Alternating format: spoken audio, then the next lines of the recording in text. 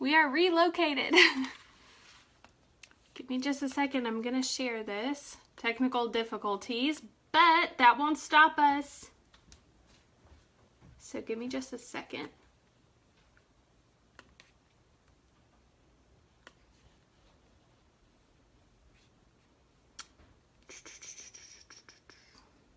Let me know when you're on live. I'm so sorry about the technical difficulties. It was really funny because I was just saying that I was so surprised that, because almost every time I do a webinar, something happens. And so I was like, oh my gosh, this is the smoothest it's ever gone. I can't believe how smoothly it's going. And then I got all these messages saying, I can't hear you, I can't hear you. So we're just relocating, and this is what we're gonna work with. So let me share this really quick so that everybody knows where we're at. And I sent out an email, so if you know somebody that was going to jump on, make sure that they know that we're here now. I know it's not the same, but we're just going to roll with it. Because that's what we do, right?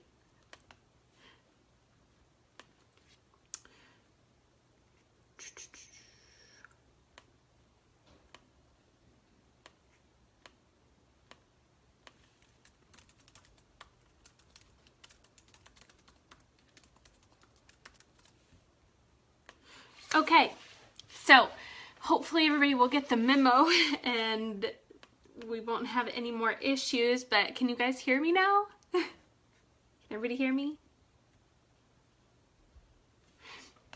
All right, so when you are on, just let me know. This is even more exciting because now I can see the chat as I'm talking, but I'm just gonna go ahead and get started, and I will still send this replay out. I'll still send the recording through email, and we will make it work. All right, so let me just get started.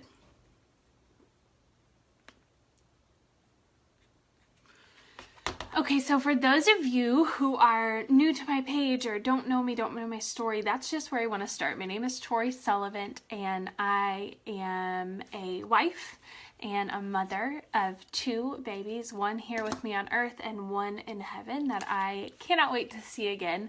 I'm a former teacher. Now I do life coaching, and I enjoy the heck out of it. I am from the South, but I currently live in Buffalo. And hi guys, so glad you're here. And I am here today just to talk to you about hope and joy and the beauty of life, no matter what situations and circumstances we have been through. And I'm just going to say this because this is totally, has nothing to do with what I want to say, but this is going to be so exciting because I can see the little hearts come across the screen as I'm talking to you. That's awesome. So I'll just start by putting it all out there. I've had a hard life, and I know there's a lot of you jumping on here tonight who have had a hard life, who have gone through difficult things, who have experienced life and gone like, what the heck? This isn't what I thought life was going to be like. I'm back from vacation, and I'm ready to do this. This is my favorite one. I love speed because it's speed and strength. Sorry guys, the technology is getting the best of me tonight. Something just started playing on my computer. But I know there's a lot of you out there that are going like, this is just not what I expected of this whole life thing, you know, and we think that we're promised this great life or this easy life or, you know, and that's just not the way that it is. Nobody is promised an easy life. And when we start to realize that, it makes it so much, I don't want to say easier, but just we can approach life with a whole different view that, you know, the hard stuff is coming. Hard stuff is part of life. Hard stuff is part of being a human, you know, and we're not entitled to an easy life. We're gonna have hard stuff, and if you haven't had bad things happen to you or difficult situations to go through yet, they're coming, so just hang on. But the cool thing about life is that no, we can't control what happens to us, but we are in total control of how we react to what happens to us. And that is the beauty that I found on this journey. So I'm going to take you back a little ways in my life. I really, really struggled with anxiety and depression when I was younger. You know, even like really young, in middle school, I would have anxiety episodes. I don't know if you've ever had an anxiety attack, but they are debilitating, at least the ones that I experienced, where I would pass out in the middle of public places. I would get physically ill, and it was just from worrying and stress because I was so focused on the negatives and the stress of life, and I let it consume me. And so I worked a lot on trying to figure out how to escape from that and how to be victorious over it. And life just kept throwing the punches. When I was in high school, I was actually away at an all-state choir event, and my high school was hit by a tornado, and we lost classmates. And so even at that young age, I attended many funerals and, became sadly very familiar with death and what it felt like and what loss felt like. So I struggled with that. I struggled with my anxiety coming back up, and all of these feelings of survivor's guilt and things like that. And so I carried that with me, and I hadn't quite yet learned how to sit with the things that were happening in my life, so I carried them like heavy baggage. We do that a lot. We carry these things that happen to us in life like heavy bags that just weigh our shoulders down and prevent us from living this life of freedom and happiness that we were meant to live. So then the biggest turn of events in my life happened the summer before my junior year of college. I was on a mission trip in Uganda, and it was absolutely incredible. If you haven't been, I highly, highly recommend going. But near the end of our trip, we weren't quite wrapped up yet, but near the end of our trip, we were going to dinner and watching the World Cup match at a restaurant in the little town that we were in, and it was bombed while we were there. We were actually, news came in after they caught the people who were responsible for the bombing that they had been actually watching that restaurant and targeting American missionaries who were there, and they'd seen us and other American missionaries go there, and that bomb was planted right underneath the table that we always sat at, but because of other circumstances we were late getting there, and so we sat at a table on the other side. But still to this day, physically, I have no idea how I walked out. It was one of those things in life that is beyond my understanding, that I'll understand when I get to heaven and I can ask God questions, but I shouldn't have. And that rocked my world because it was the first time that I'd experienced the evil of humanity. I'd seen the tornado, and that's destruction. It's natural destruction, and it's difficult. But this was the evil of somebody's person. Somebody was directly attacking other humans. And that rocked me, that rocked my world. And I came back with so much anxiety, and I struggled with going out in public places. And it took me a while even to go back to church, which is where I feel super safe and comfortable. But because it was dark and it was populated, it scared me. And I carried this weight around of, they're after me, fear. And I carried it for a long time, but I also learned a lot of really good coping mechanisms because I realized that, yeah, it happened, but they got to win if I let fear and anxiety rule my life, and I didn't want them to win. I wanted to be victorious in that situation. I wanted to come out of that situation stronger, and I wanted to learn something from it and try to make sense of it, because a lot of things in this world just don't make sense. And so I pledged to make good from it. And so I set out to live my life out loud and to say that, no matter what happens to me, I am going to choose to live happily. And I'm going to find the good in people, because I don't want my life to be so scarred from that situation that I can't enjoy the people that I'm around anymore. Because what had begun happening to me was I was fearing everybody that I was around. I was, thinking, who has ulterior motives? Who's out to get me? And that's an exhausting way to live. So fast forward a little bit. I have encountered trauma. A tornado hit again in the town that I was in college. We dealt with some emotional baggage from that situation. And then because I had let my health deteriorate, I was having a lot of health problems, and I was told, they threw out around scary words, and cancer was brought up, and I had all this testing, and eventually I was told that it was very unlikely that we were going to be able to conceive a child. And that crushed me, guys. And I'm thinking, okay, these bad things have happened, and there's other little things that I had learned weren't that big of a deal, but in the moment, it felt like, oh, like enough. Seriously, another thing, like from surgeries or dealing with broken friendships or feeling betrayed, those things are heavy weights too. But I think in light of these other traumas that I had going on in my life, I didn't realize how much those little jabs were affecting me as well.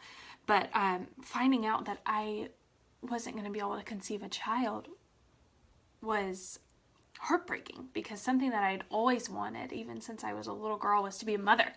And I felt like that was taken away from me. But I remembered what I'd promised myself, and that was I was going to choose joy. And I wasn't in control of what was happening to me, but I was in control of how I would react to it. So instead of this time allowing it to crush me and break me, I used it as motivation to become a better me. And that's what's really cool about these bad situations that we go through, is we can either become bitter or we can become better. And so my goal in life is to become better after every single difficult situation that I face. And so I took it upon myself to do a 180 with my health. And I learned how to fuel my body correctly, and how to take care of myself, and how to exercise, and how to enjoy it and be disciplined. And we were pregnant. We became pregnant, and I gave birth to my daughter. Great, wonderful. And then we found out when she was 8 months old that we were pregnant again. Crazy. The people who weren't supposed to be able to have kids were pregnant again. And went through the pregnancy, those scary feelings of like, oh my gosh, I have an 8-month-old, and how am I going to take care of this baby? And we went for his anatomy scan when I was about 18 weeks pregnant. And this moment would top all of the other tragedy and hurt and loss in my life, because that night when we got home from our appointment, excited because we just found out that we had a baby boy, that we were going to have a baby boy, we got a call from our doctor, and she said, I have some concerns about the images that I saw with your son's heart. And me, being the positive Polly that I am, I was like, oh, it's no big deal, right? We just need to go back in, and we're going to need to have other images taken. And she was like, no, I'm really concerned about this, and I don't want you to think that it's not something to be concerned about. So I set you up an appointment with a cardiologist. He moved some appointments around so he can get you in tomorrow. So we went to the cardiologist and found out that our baby boy had hypoplastic left heart syndrome, which is a congenital heart defect where the left side of the heart doesn't develop fully, and it's not sustainable for life outside the womb, because the left side of the heart is the one that does all of the work. So they prepared us, and that crushing feeling returned. And it was one of those moments in life where everything feels like it's zooming by around you, and the room is spinning, and I couldn't comprehend anything that was going on except for something's wrong with my baby. And we heard the talk about, we'll have to have 3 open heart surgeries, but this is very serious. And we were told over and over and over again throughout our pregnancy, that his life was worth terminating, and that it was, we didn't need to go through with our pregnancy. And but we'd found many people who had survived this condition and whose babies were thriving. And yeah, they had a difficult life, but we were totally prepared to be parents to our sweet boy. And so we, of course, went through with our pregnancy.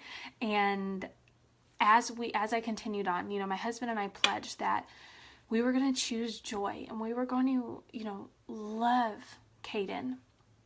And we were going to give him a life of happiness and unconditional love no matter what came up against us. And we knew it was going to be hard. So we committed to finding the good.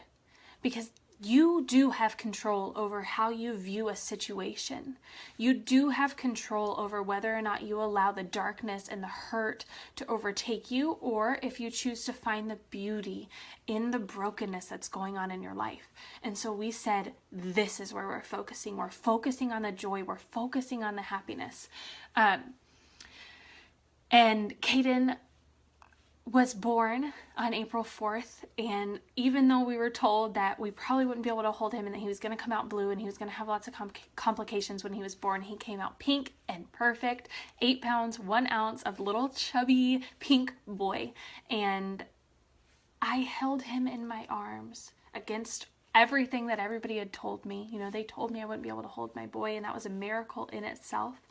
And looked into his eyes. And in that moment, I connected with him. And although at the time I didn't know it, I wasn't going to be able to fix his broken heart. Nobody was going to be able to fix his broken heart. But he mended mine in ways that I cannot even explain. Because he taught me that joy is not in our circumstances. So Caden went to the NICU. They got him all prepared. He went down for surgery on his 5th day of life. And at about 11 that day, I had finally worked up the nerve to go take a shower and just take some time to kind of breathe everything in while he was in surgery. And I got this sinking feeling. I was totally alone. Everybody else was still in the waiting room. And I got this feeling, and I just knew that something wasn't right. You know, sometimes you just know, especially if you're a mom. You just know when something's not right with your baby. So I went downstairs, and the nurse came in and told us that they had done everything that they could for Caden, and he was inoperable.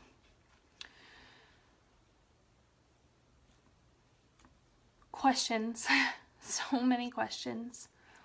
And I want you to know today, if you're hurting, if you're going through something hard, you're allowed to have questions. You're allowed to feel. You're allowed to have emotions.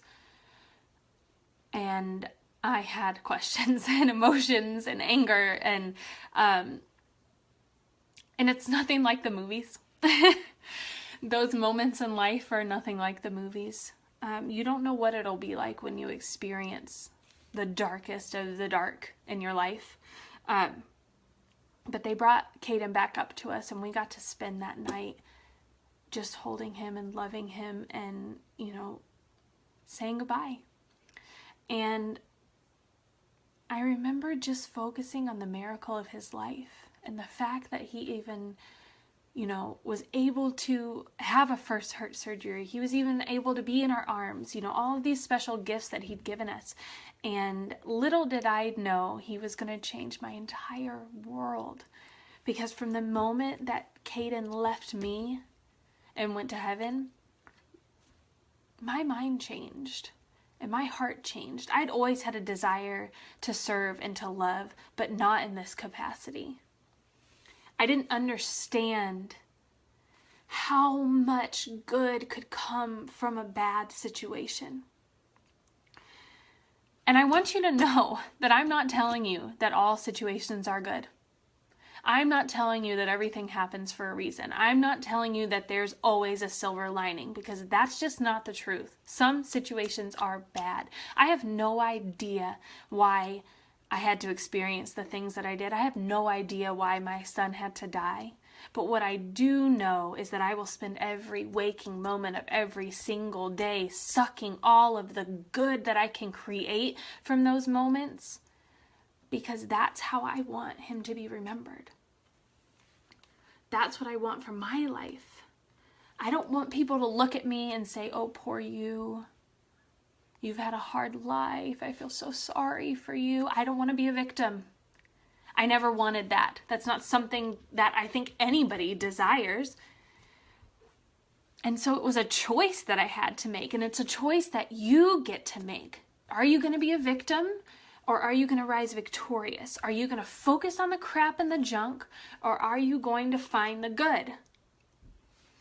Because you could easily get sucked into the yuck and the sadness and the heartache. That's easy. What's not easy is choosing to rise above it. Choosing to find love in life, even though you've been broken over and over and over again. That's true heroism. That is true strength.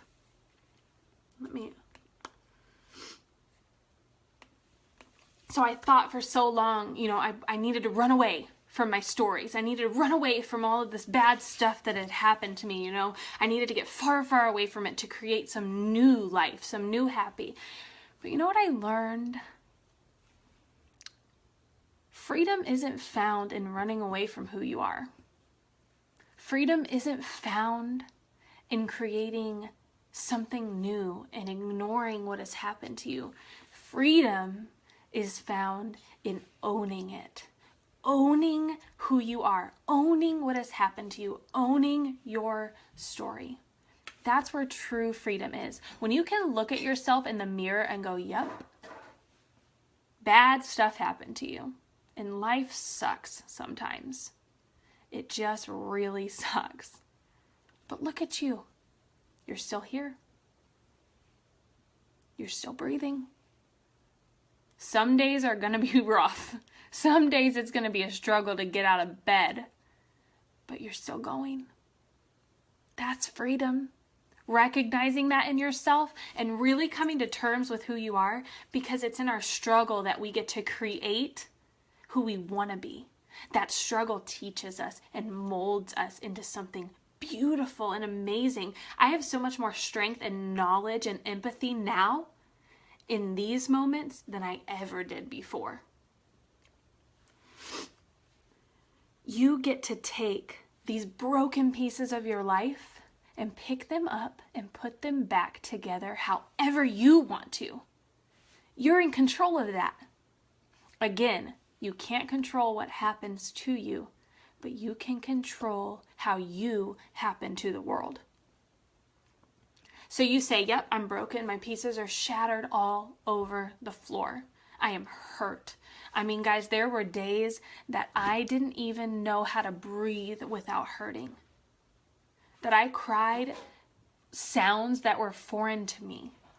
It was just pain and agony. And it was all of this buildup of all of these things that had happened. And going, seriously? Like, seriously, something else? I had kind of had this thing in my mind. We think that, well, once you have enough bad things happen to you, then you're just done and like the rest of your life is good. Not how it works. Not how it works. So what I decided to do, and what you can do, is take all those broken pieces of your life, the hurt, the betrayal, the anxiety, the loss, the struggle, and you pick them up and you start to piece them back together. And you can create this beautiful you.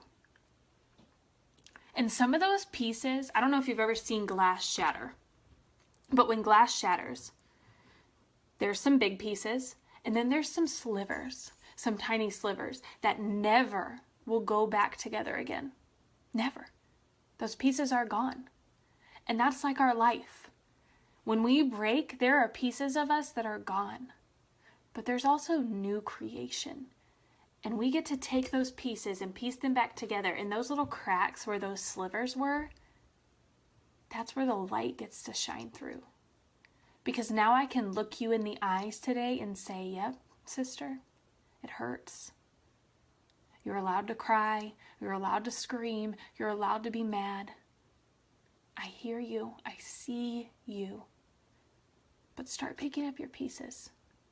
Start picking them up and putting them back together one by one. And let that light come in those little cracks where the pieces don't quite fit back together the right way. And you know what? The world may not understand how you decide to put yourself back together.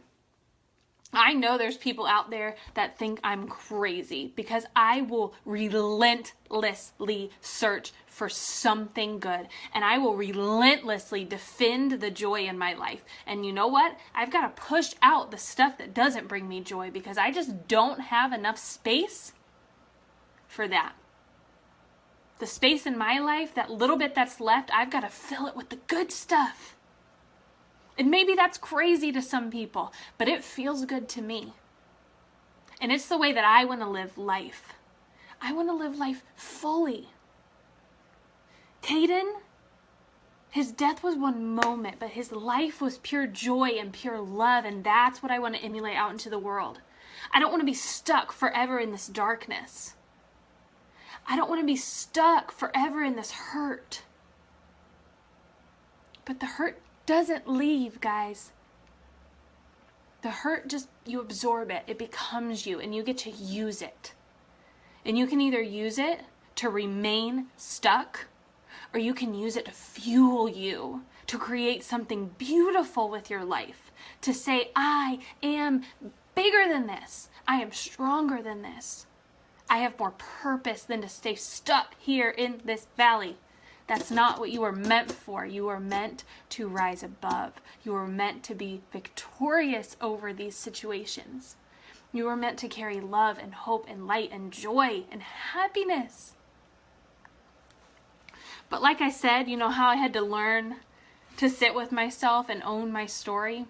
I also had to learn to sit with my feelings. And sometimes that doesn't feel good. Sometimes the road to healing doesn't feel good. And don't misunderstand healing as forgetting. I want you to start thinking of healing as honoring. Honoring your hurt. Honoring what happened to you. It doesn't just go away. It becomes you. And you use it. But you have to learn to sit with those feelings, even the yucky ones, because all of your feelings have a purpose. Sometimes in life we think that, certain feelings are bad or certain emotions are icky and that we're not allowed to feel them, like anger or jealousy or whatever they might be, that whatever feeling that is that you might think is a bad feeling. It's actually not. It's there to teach you something. So you have to learn to sit with those feelings and let yourself feel them. Because if you just try to push them aside, one day they're going to come back and they're going to rule you. But your feelings don't have to rule you because, again, you're in control of your reactions. So sit with those feelings and allow them to teach you. And then learn from them and grow from them so that next time they come up, you're in control. And give yourself grace to feel them. Feel what you're feeling. You were given those feelings for a reason. Feel them, learn from them, grow from them, and then you're in control. So you pack up that tent and you move on to something that makes you feel good, to something that makes you happy, to gratitude. There's always something to be grateful for, right? Even if it's one little tiny thing, there's always something you can find to be grateful for. And that's where you focus all your energy. You focus all your energy on that one little thing, that one thing you're grateful for, and then you allow that to multiply in your life. So it's a shift of perspective, right? I could stay focused and say, well, my life sucked. Hard stuff happened to me. I had to see way more than I ever wanted to see. I had to experience way more than I ever wanted to experience. I have to live with the weight of that. Poor me. No, not poor me. I don't want to be poor me. I need to shift my focus. Your eyes are like a camera. So we can take our camera lens and we can zoom in on that one piece of junk, that trash. And if we zoom our camera in far enough, if we zoom our thoughts in far enough, that's the only thing that we'll see. Think about that. Let that sink in. If you zoom your life in far enough, if you spend enough of your time focusing in on the negative and the bad in your life, it will be all you will see. But be brave with me here for just a minute. Zoom out. Zoom your lens out. And look at what's around you. And find something that makes you feel good in here. Find something that you're grateful for that makes you happy. And you zoom like crap into that. And you focus on that. Because guess what? It works the other way too.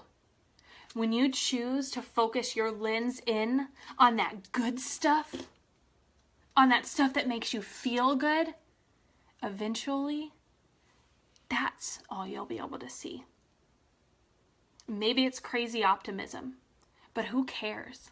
I like to live life this way. I like it. And I'm not saying that sometimes that junk and that trash isn't going to be like, hey, I'm still here. You see me? And sometimes I still hurt. Life isn't all rainbows and sunshine all the time. But what awesome power that is to be able to zoom in your life on the stuff that makes you feel so good that there's just not space for the bad stuff. There's not space for the self-doubt. There's not space for the why me, for the pity, for the victim mentality, because you are not a victim. Yeah, life happened and life hurt. But there's still life to be experienced. There's still beauty out there. There's still good. Find it. Seek it with everything that's in you. It's a choice. It's the power of a choice. Every morning you wake up and you decide what choice you're going to make about your day. Me, I look at myself and I say, today, you're going to find the good. You're going to find something to be grateful for. That is your only option. If the hurt comes, feel it. Allow yourself grace in that moment, and then you get up and you find something to be grateful for. You find something to remind you that it's not just bad. It's not just darkness. And sometimes I have to make that choice multiple times a day, like things start coming at you and you're like, crap. Nope. I made a choice. I made a decision. I hear this metaphor in the health and fitness world a lot. You can either be unhappy and miserable with yourself, and that's a choice, and that's a hard choice. Or you can make the hard choice to start taking daily actions and be proud of yourself. And that's a hard choice. It's the same way with mental success. It's the same thing. You can either remain stuck and remain hurt and feel sorry for yourself, or you can get up and you can make daily choices every moment to be a little bit better, to be a little bit happier. Every day. Sometimes multiple times a day, but you have to choose it. And it's not easy. I didn't get here to where I can smile and be happy and love life again because it was easy. It was freaking hard. It's still hard, but it feels much better here than it did over there. I don't want to live there. You don't set up camp in the valley. You wait till you get to the top of the mountain, and that's where you set up camp. And sometimes you might slide down and then you claw your way back up, but home base camp is at the top. That's where you live.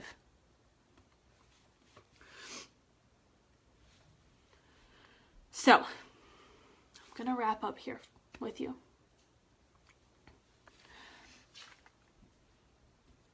I just want you to take a minute and think about what it's going to take. Think about who you want to be, how you want to feel. When you wake up in the morning, what do you want to experience? What do you want your life to look like? And I really like metaphors. So I want to give you one last metaphor. When you are physically injured, you take the necessary steps to recover, whether that's rest, physical therapy, medication, surgery, whatever the route might be. You take the necessary steps to recover. It would be ridiculous to walk around on a broken leg. Emotional damage should be treated the same way. And there's certain physical injuries that you can just recover from and you can go back to the way that you were. But you're always going to have, like, you're going to remember how you were injured. And so you're going to take precautions not to do it again. But then there's certain physical injuries that you're deformed, or you get a scar, or a piece of you doesn't work the same way again. Same thing with emotional injuries. Some are bigger than others. Some are going to leave you a little bit broken. You may not work exactly the same as you did before. But you need to take the necessary steps to heal that hurt and that injury to you. And sometimes it happens in one blow. Like one huge thing happens in your life and you are emotionally injured. And you have got to really dial in and take those necessary steps. Rest. Being gentle with yourself. Getting the help that you need. Surrounding yourself with people who are going to help you as you heal. And sometimes injury happens like this. For me, it was a lot of really big blows that really injured me and I had to recreate myself. But sometimes injury happens like this. A continuous injury in the same place. Maybe you have been emotionally injured over and over and over again in the same place. Betrayal, lies, hurt. Maybe somebody is talking down to you or belittling your self-worth over and over again. Just little jabs, nothing big. Little jabs over and over and over again can cause trauma. Think about if you continually hit the same spot of your body over and over and over again. The first one may not have really done much damage. But if you keep hitting that same place over and over again without taking time to heal, without taking time to take care of your wound, it will become a trauma. Emotional injuries are the same way. If you continue getting hit in the same place in your life, emotionally, spiritually, over and over and over again, and you aren't taking the necessary steps to either remove yourself from the situation or heal it, it will become an emotional trauma. And there's one way to handle emotional trauma. You have to do the hard stuff to heal it. You have to take the daily action steps to put the ointment on, to give it some rest, to give yourself grace to know that you can't just get up and walk on a broken leg.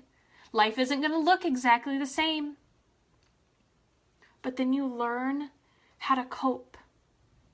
And I think of people who have been super seriously physically injured. They decide, am I going to let this stop me? Or am I going to rise stronger because of it? And be inspiration to myself and to the people around me.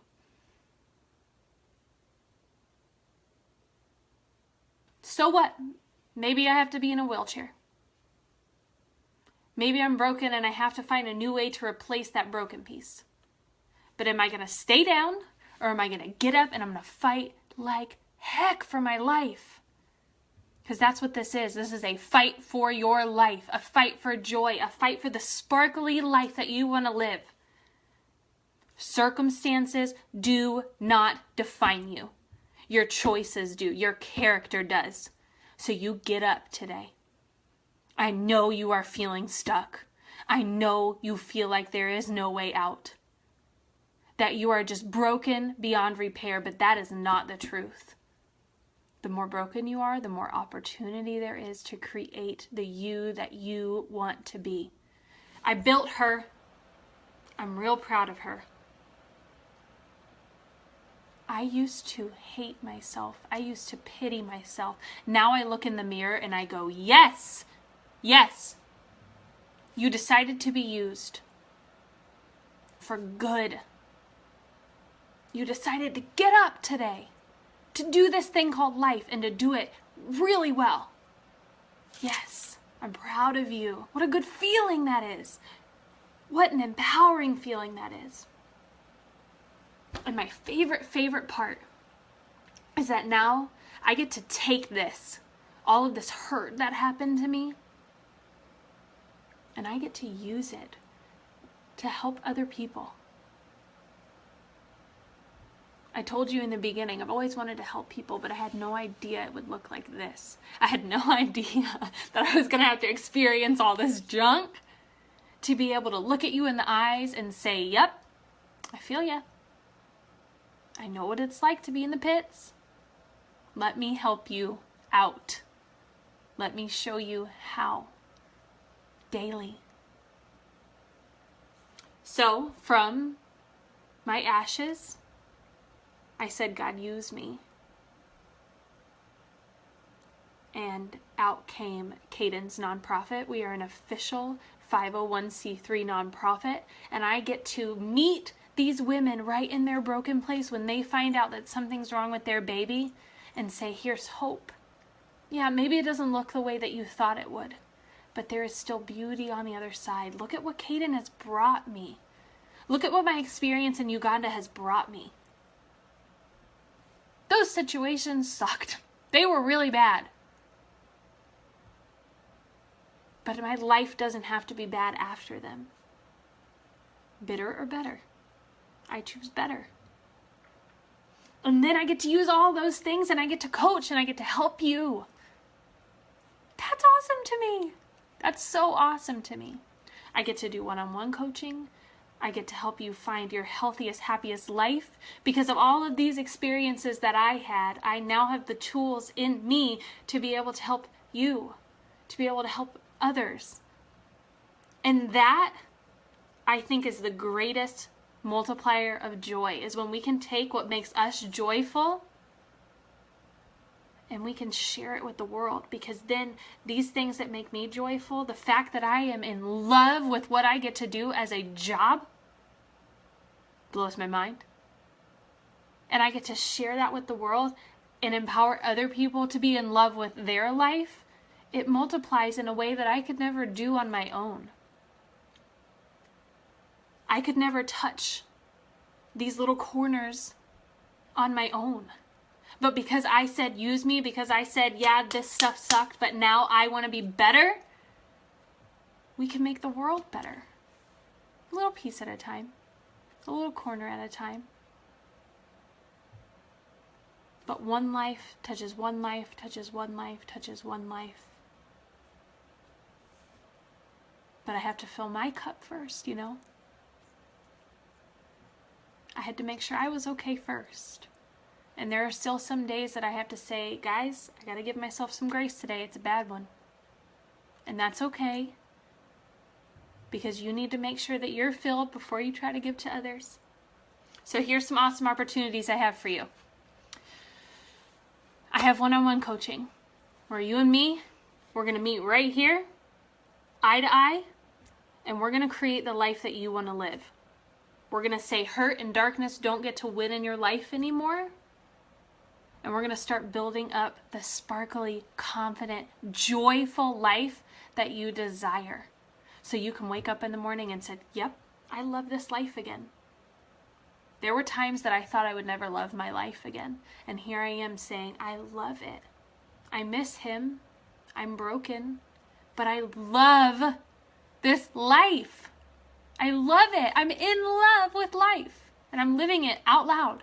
I want that for you.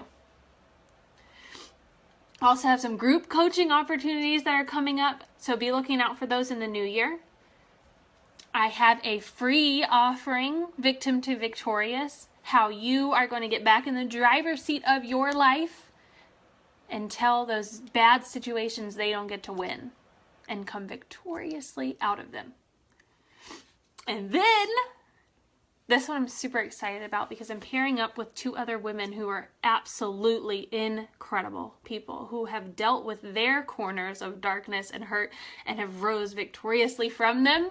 And they want to help you do the same. We are having an all-inclusive retreat in Florida in May.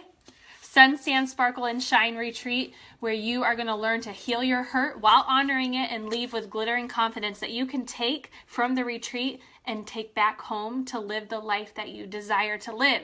You're going to make all kinds of new best friends. You're going to get to relax on the beach, eat tacos, and get coaching from me and two other women who are phenomenally incredible and are just going to pour into you. We're going to have photo shoots to remind you of the beauty that's inside of you, home makeup and hair sessions.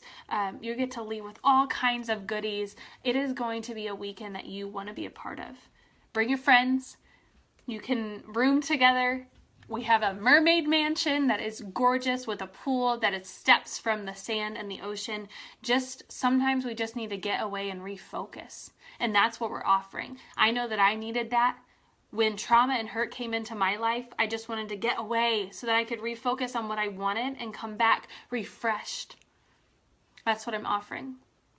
So, if you are ready to take control of your life, to tell the darkness that it doesn't get to win anymore, and to fall in love with this crazy whirlwind of a thing that we're living every day, you can visit my website, ToriSullivan.com. Hang out here. I post all kinds of stuff here. Get your booty signed up for the retreat. It's going to be amazing. Or go ahead and take the leap and let me be your coach. I promise you, you will not regret it. There might be tears. It may be hard some days, but you are going to come out so much brighter. There is joy. There is hope. Leave with this tonight. It's there. You have to decide to see it in your life. You make that choice. I can't wait to see you make it and start living life out loud. Thank you so much for tuning in tonight. Thank you for letting me share my heart with you. Thank you for dealing with all of the technical issues. You know what? The world may try to stop us. Negativity may try to flood in, but we are in control of how we react. And I said, nope, we're still doing this webinar. And I'm so glad that I got to share with you guys tonight and be on here with you tonight. I hope that you can leave challenged and changed and a little bit more optimistic and hopeful of the life that is ahead of you. Because my goodness, you are a beautiful soul. You have so much potential and you have so much goodness inside of you that the world needs. You don't have to live in depression and struggle and dissatisfaction anymore. Choose joy today, tomorrow, the rest of your life. It feels really good. Bye.